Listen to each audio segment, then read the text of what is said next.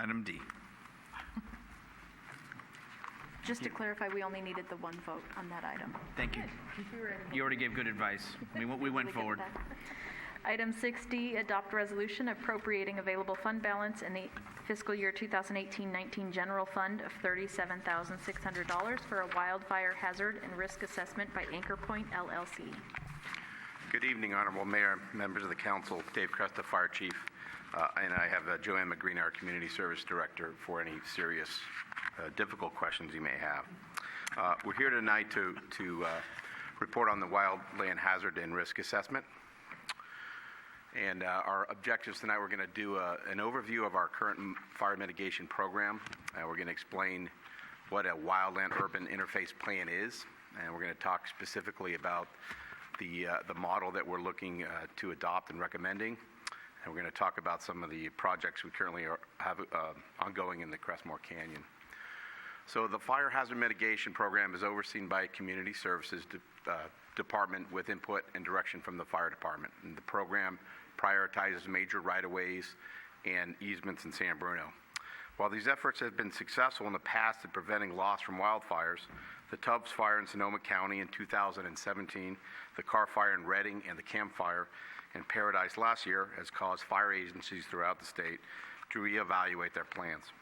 California has experienced more frequent and severe wildfires, resulting in hundreds of millions of dollars of loss, as well as many loss of lives.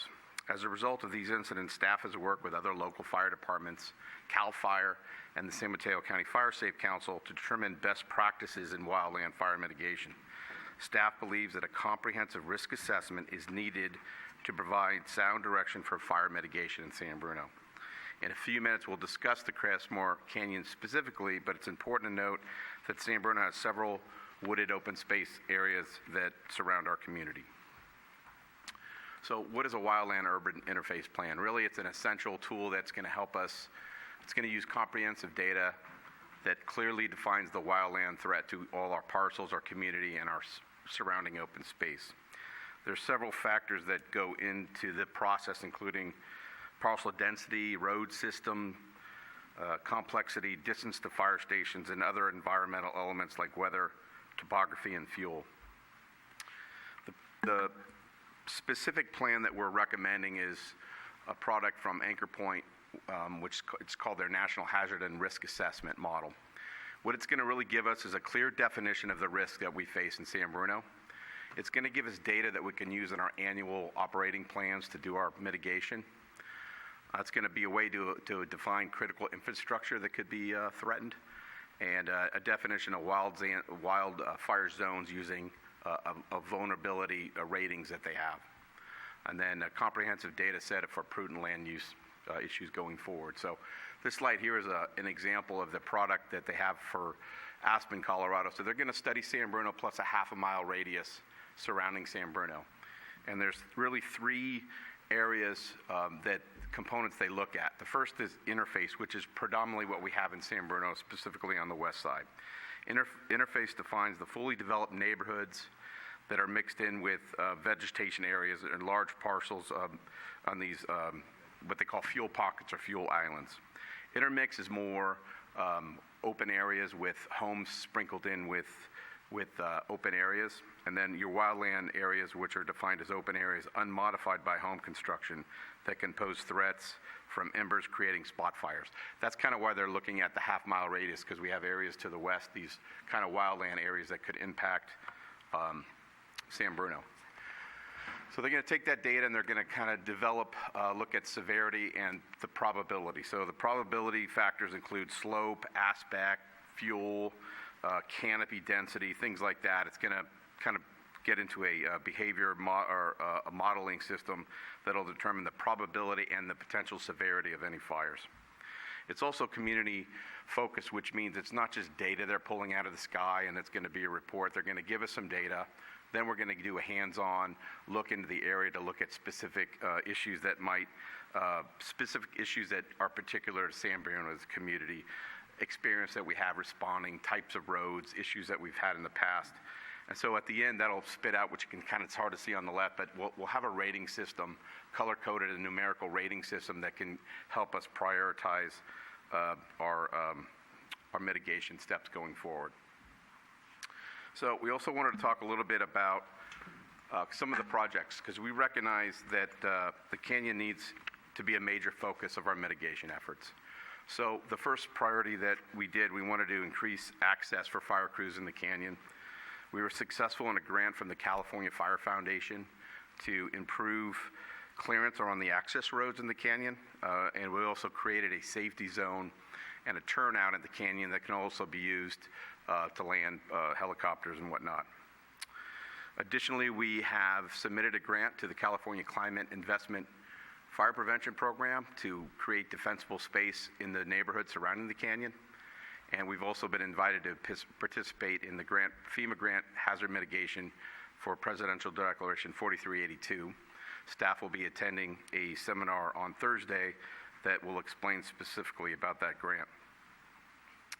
So we're also working on plans now to identify areas in the canyon and the neighborhood surrounding the canyon to create that defensible space. Options include everything from private contractors to CAL FIRE crews to hand crews to everybody's favorite option is goats.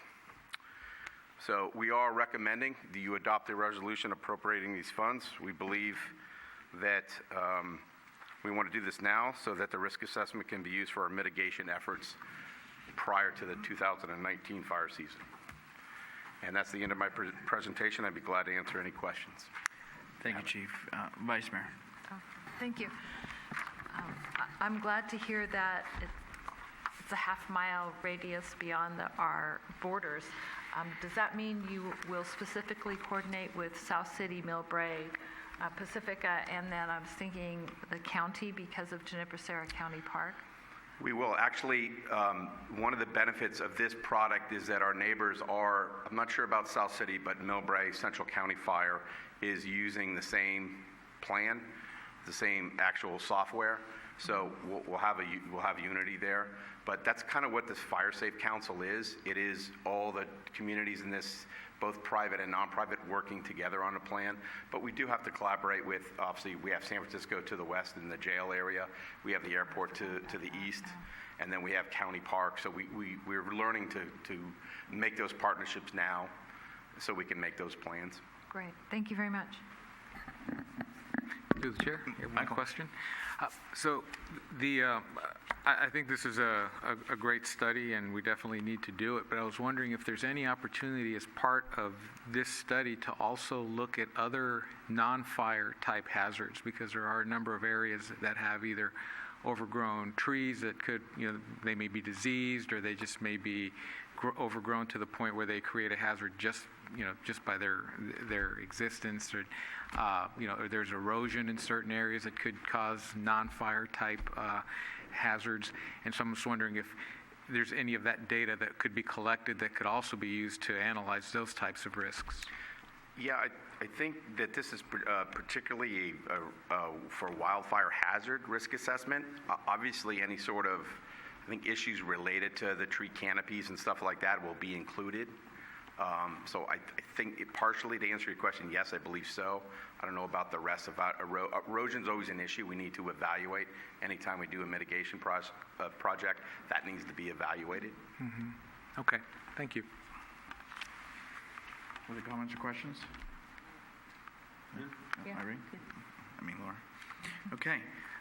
This is a resolution. Any action by council? Move to approve the resolution. Second.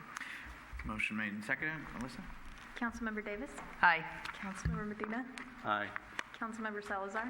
Aye. Vice Mayor O'Connell? Aye. Mayor Medina? Aye.